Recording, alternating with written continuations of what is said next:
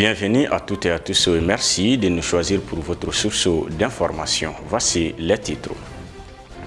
Les forces armées maliennes ont reçu des armements et des véhicules. La cérémonie de remise s'est tenue sous la haute présidence du chef suprême des armées, le colonel Assimi Goïta. Une journée de prière et de remerciement pour le Mali a eu lieu ce samedi matin au CCB. C'est à l'initiative de l'organisation malienne des sortants de l'Institut Mohamed VI pour la formation des imams. Emmanuel Macron est en visite de 2 jours aux Émirats arabes unis.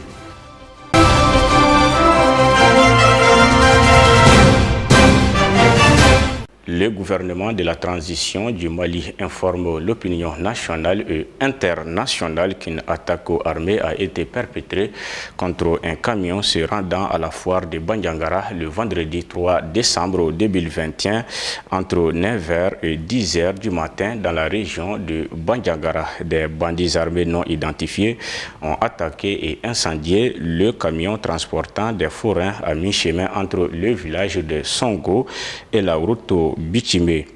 Le bilan établi fait état de 31 morts, 17 blessés et le camion calciné. Des renforts sont actuellement déployés dans le secteur et mènent un large ratissage pour traquer les auteurs. Le gouvernement de la transition présentant ses condoléances les plus attristées aux familles endeuillées et rassure les populations que toutes les mesures seront prises pour arrêter et punir les auteurs de cet acte ignoble et tragique. Le gouvernement du Mali salue les efforts déployés par les forces armées de défense et de sécurité du Mali dans la lutte contre le terrorisme sous toutes ses formes. Kala Benisso, le Mali. Le président de la transition, chef de l'État, décrète un deuil national de 3 jours à compter du dimanche 5 décembre 2021 à 0h est déclaré sur toute l'étendue du territoire national un hommage aux victimes de l'attaque terroriste perpétrée entre Songo et Bandiagara. Les drapeaux sont mis en berne sur tous les bâtiments et édifices publics pendant toute la durée du deuil.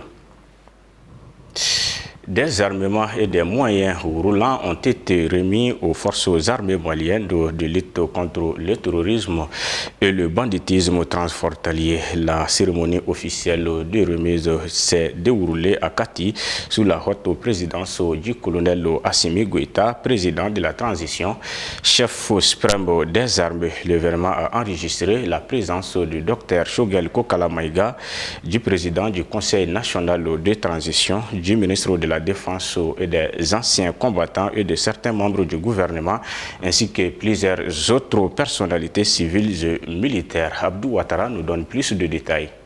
L'événement a enregistré la présence du Premier ministre chef du gouvernement, du président du Conseil national de transition, du ministre de la Défense et des anciens combattants et de certains membres du gouvernement ainsi que plusieurs autres personnalités civiles et militaires. Un geste fort qui en dit long sur la volonté du président de la transition de lutter contre le terrorisme et le banditisme transfrontalier, mais aussi et surtout à œuvrer pour la restauration de la paix et de la sécurité sur l'ensemble du territoire national. C'est important l'eau des matériels roulants d'équipements militaires reçus par les ministres de la Défense et des anciens combattants à travers les chefs d'état-major général des armées des mains du chef suprême des armées qui, faut-il les rappeler, équivaut à la dotation de 16 compagnies, soit 4 groupements tactiques interarmes composés de véhicules tactiques de combat et d'engins blindés, de camions logistiques, d'ambulances et d'armes individuelles et collectives. Selon le ministre de la Défense et des anciens combattants, le colonel Sadio Kamara, cette remise de matériel roulant et d'équipements militaires atteste de l'engagement permanent du chef suprême des armées à doter nos vaillantes troupes d'équipements adaptés à la menace. C'est le défi majeur pour l'ensemble des Maliens, a aussi indiqué le colonel Sadio Kamara dans son intervention avant d'ajouter que ce défi doit être relevé, que vaille pour rendre accessible un avenir riche de belles promesses et redonner confiance à ces millions de Maliennes et de Maliens qui, face à la barbarie humaine, ne cessent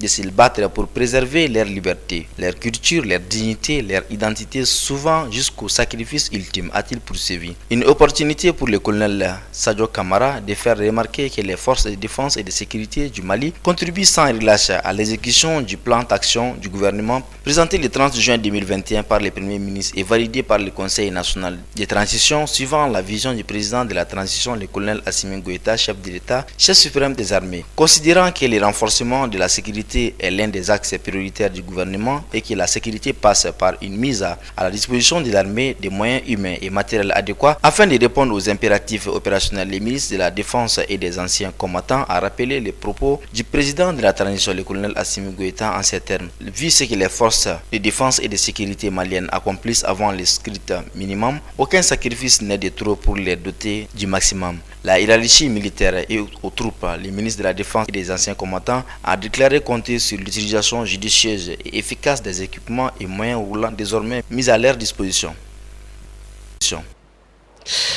L'organisation malienne des sortants de l'Institut Mohamed VI pour la formation des imams a procédé ce samedi 4 décembre à une journée de prière et de remerciement pour le Mali placé sous le parrainage du Cheikh Ousmane Cherif Madan Haïdara, président du Haut Conseil islamique du Mali, en présence du ministre délégué chargé de l'action humanitaire, de la solidarité des réfugiés et des déplacés, Imam Oumar Diara. Reportage signé Amadou Niamele et Ladji Mamadou Traoré. Comme à l'accoutumée, cette journée de prière et de remerciement pour notre patrie, le Mali, a débuté par la lecture du Saint-Coran.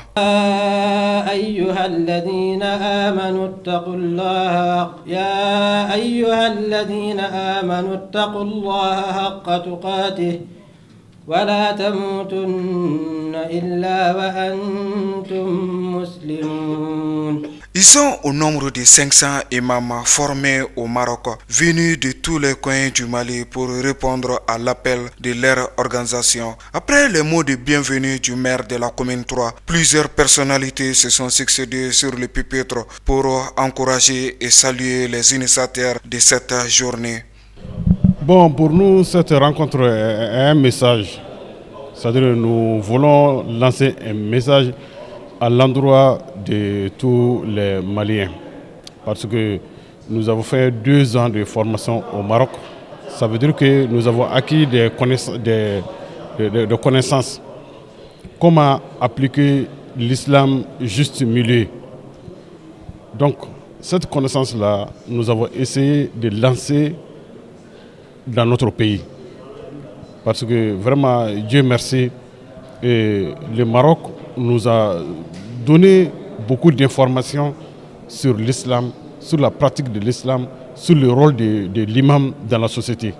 Donc, pour jouer ces rôles-là dans notre société aussi, nous avons décidé d'organiser cette journée-là devant tout le monde pour que la population malienne puisse savoir que nous, on est là, on existe, donc nous avons un devoir à faire dans ce pays-là. Plusieurs leaders religieux ont rehaussé l'éclat de la cérémonie par leur présence à cette rencontre de prière et de remerciement. Contrairement à ce que nous voyons aujourd'hui dans le Sahel et partout dans le monde, l'islam qu'on veut nous imposer par les armes, que nous n'avons ni vu sur les hadiths, ni vu sur le Saint-Coran. Ces imams, nous sommes très heureux. Je profite d'ailleurs pour remercier le roi du Maroc et l'ancien président de la République, Ibrahim Boubacar Keïta, qui avait invité le roi du Maroc ici. C'est suite à cette invitation que le roi du Maroc avait tenu une promesse de former 500 imams, chose qui a été faite. Ces imams aujourd'hui ne doivent pas être abandonnés comme ça. Ce sont des imams qui ont effectué de très bonnes formations et en plus des imams qui ont fait des métiers. Ils ont fait l'électricité en même temps, d'autres ont fait, même il y a même des imams coiffeurs. Je les taquinais tout à l'heure, je leur disais que auprès de chaque mosquée, que l'imam ouvre son salon de coiffure. Et pendant qu'il coiffe son client, et en même temps il récite les versets coraniques sur la tête du client. Le client sera aussi béni d'être coiffé par un imam. Rien qu'hier, sur la route entre Sévaré et Banyankara, 33 musulmans citoyens maliens. Le Mali est à 95% des musulmans. Tous ceux qui ont été tués dans ces cars-là sont des gens qui disent La ilaha illallah Muhammad Rasulullah. Comment peut-on agir au nom d'Allah, agir au nom de l'islam, vivant dans un pays majoritairement islamique, et aller incendier un minibus, un car dont le propriétaire est musulman, dont le conducteur est musulman, dont l'apprenti est musulman, dont les passagers sont des musulmans. Agir au nom de l'islam. Voilà les messages qu'on doit donc apporter à nos enfants qui ont appris le Coran mais qui ne connaissent pas la signification du Coran. Donc nous saluons vraiment donc, l'engagement qu'ils sont en train de mener. L'objectif de la cérémonie, c'est pour remercier. Cérémonie de remerciement et de reconnaissance organisée par les imams, 500 imams formés au Maroc pour lutter contre les différents discours du radicalisme. Ils sont là maintenant avec leurs amis des pays voisins comme Guinée, comme Côte d'Ivoire, comme Sénégal. Ils sont là pour remercier le gouvernement du Mali et les rois du Maroc et toutes les grandes associations qui ont participé à leur formation. Donc on dit merci à eux aussi et on est à leur côté pour soutenir tous leurs doléances et tous leurs programmes auprès des autorités du Mali. Parce qu'on sait qu'ils sont utiles aujourd'hui pour amener la paix et la stabilité au Mali à travers leurs khutbahs, leurs discours, leurs prêches dans les espaces, dans les mosquées, dans les zaouïas. Quant au ministre délégué chargé de l'action humanitaire, de la solidarité des réfugiés et des déplacés, Oumarou Diarra s'est dit très réjoui de cette belle initiative dont le Mali a besoin aujourd'hui, avant d'appeler les Maliens à se donner les mains pour un Mali prospère.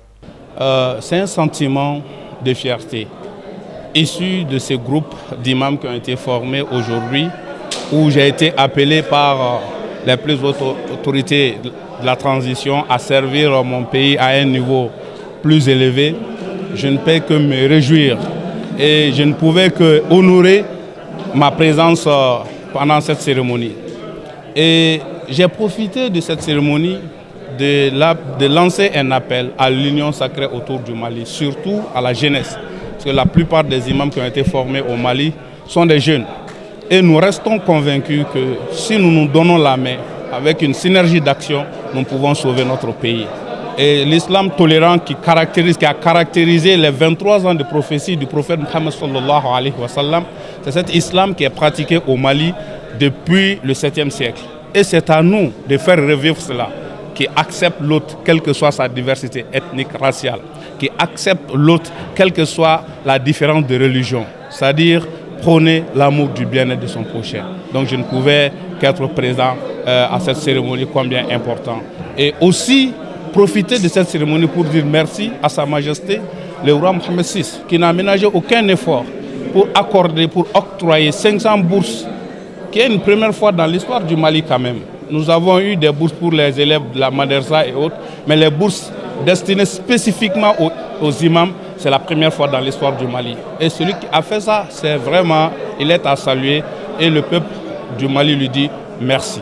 Cette journée de l'organisation malienne des sortants de l'Institut Mohamed VI pour la formation des imams s'est clôturée par une remise d'attestation qu'Allah protège notre pays. La journée du Saint-Coran édition 2021 se tiendra ce dimanche au 5 décembre 2021 au Palais des Sports de Bamako. Cette journée spéciale dédiée au livre saint regroupera des fidèles musulmans venus des 4 coins du Mali et de la sous-région. Pour l'occasion, l'imam Moulay Adi Kourechi, initiateur de la journée spéciale du Saint-Coran, s'est prononcé sur le grand événement au micro d'Aïssata Batili. Il s'agit d'une journée mondiale, une journée qui est célébrée chaque année, 10 premiers jours du mois de décembre, parce que le monde célèbre la journée mondiale de la science moderne, donc le 2 décembre de chaque année. Donc directement le dimanche qui suit, nous on célèbre, on a choisi ça. Donc cette année c'est le 5 décembre. Après un constat, on a su que tout ce qui est cher à l'humanité, ils ont choisi une journée pour ces événements-là. Donc les fêtes nationales, même il y a les journées des plantes, il y a des journées des animaux. Donc en oubliant l'essentiel qui est le cadeau divin, à savoir le Coran, le Saint-Coran. Dieu n'a donné à l'humanité un cadeau qui est plus précieux que le Coran. Donc c'est notre catalogue. C'est pour cela l'AFACOS, Association des fans du Saint-Coran, a estimé qu'il est nécessaire de dédier une journée au Coran. Donc c'est pour cela qu'on a choisi ça. Cette année, c'est le 5 décembre qui sera célébré au Palais des Sports à Amdelay. Demain, à partir de 9h30, mise en place, terminée. Même si le programme commence à partir de 7h30 par la lecture du Coran qui sera lu par 120 personnes, 30 femmes, muallimats et 90 hommes. Donc le Coran sera lu 4 fois pour le pays. Nous sommes en 17e édition. Ensuite, il y a des intervenants, des élites religieux du Mali, les savants. Bon, par exemple, l'imam Saïd Ousmane Samake sera là. Il y aura encore éminent professeur Alassane Ba, qui est un érudit aussi. Bon, Ibrahim Chérif Aïdara aussi, qui a la tendance scientifique aussi comme moi. Bon, donc, plus moi aussi. Thèmes qui seront débattus, grand thème même, ça c'est le Coran et la mère des sciences. Concernant moi, par exemple, moi je vais développer, Inch'Allah, les dimensions scientifiques de la création de l'homme dans les Saint-Coran. Comment les organes de l'homme fonctionnent, comment ils ont été créés. Donc ça sera sanctionné par la remise de cadeaux aux participants au concours. L'innovation de cette année est qu'on a choisi parmi les participants les 10 premiers. Les années passées, c'était les 3 premiers. Mais cette année, les 10 premiers seront récompensés. Mais il y aura une différence. Les 3 premiers auront, le premier aura une voiture, comme d'habitude. Nous sommes en 4e. Concernant le concours, nous sommes en 4e édition. Bon, le deuxième aura, Inch'Allah, une moto Jakarta. Et le 3e aura, Inch'Allah, et un ordinateur. L'appel que j'ai à lancer à tous les musulmans et musulmanes du Mali, d'Ekaï à Kidal, nous serons heureux de les voir parmi nous, vraiment. Les régionaux sont commencés à venir. Il y a plus de 10 personnes qui sont venues de Mopti. On attend les Sekassois, les Sekwa également, Kaïd souvent. Nous sommes représentés dans la majorité écrasante des capitales régionales. Ils seront tous là, et les cercles aussi. Cette année, la particularité de cette année sera qu'il y aura même un représentant d'une association en Côte d'Ivoire qui s'appelle Al-Istiqam. Et puis même le concours cette année, la particularité aussi qu'il y a eu des participants hors du Mali. Les Français ont participé cette année à travers PDF, quoi. Et les Mauritaniens et comment dirais-je, et Soudanais. Donc il y a même parmi ces deux-là, il y a 2 qui sont, parmi les 10 premiers, quoi, il y a 2 qui ne seront pas du Mali. À Ségou s'est tenue une session sur l'avant-projet de loi portant code pénal. Le but est de procéder à la revue finale des propositions formulées par le rapport de l'expert afin de présenter un document cohérent lors de l'atelier national de validation. La session s'est ouverte en présence du ministre de la Justice et des Droits de l'Homme, Gardo Desso, Mahamadou Kassougué, du gouverneur de Ségou et de bien d'autres acteurs de la justice. Abdou Ouattara.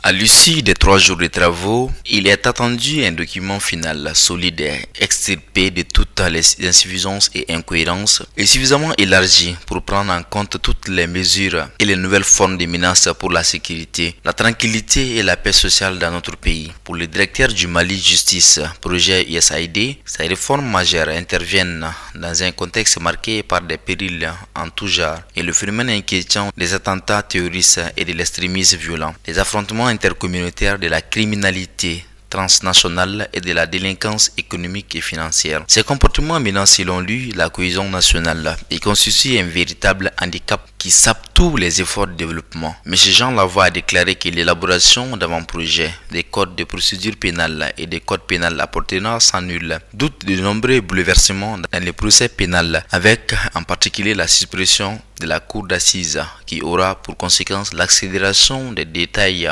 des jugements, la réduction de la surpopulation carcérale et de la détention préventive et une qualification mieux adaptée des infractions crimes et délits. En encourageant le ministre de la Justice et des Droits de l'Homme, cette rencontre de Ségou est une importance capitale. Dans la mesure où ce projet de lecture du code pénal n'a jamais pu atteindre un niveau d'examen aussi élevé afin de créer les conditions d'un atelier national de validation avant son introduction dans les circuits d'adoption gouvernementale. Il s'agit de l'essentiel de nos textes de loi, outils du travail quotidien des acteurs de la justice pour les adapter à un faisceau d'exigences allant de la nécessité de moderniser notre droit interne à l'obligation de nous conformer à nos engagements internationaux et à la satisfaction des besoins des justiciables, a précisé Mahamadou Kassogué. Ce forum d'échange qui regroupe des participants choisis en raison de leur expérience et de leur qualité propre devra consacrer les efforts de plusieurs années de labeur soutenus ayant abouti à l'élaboration du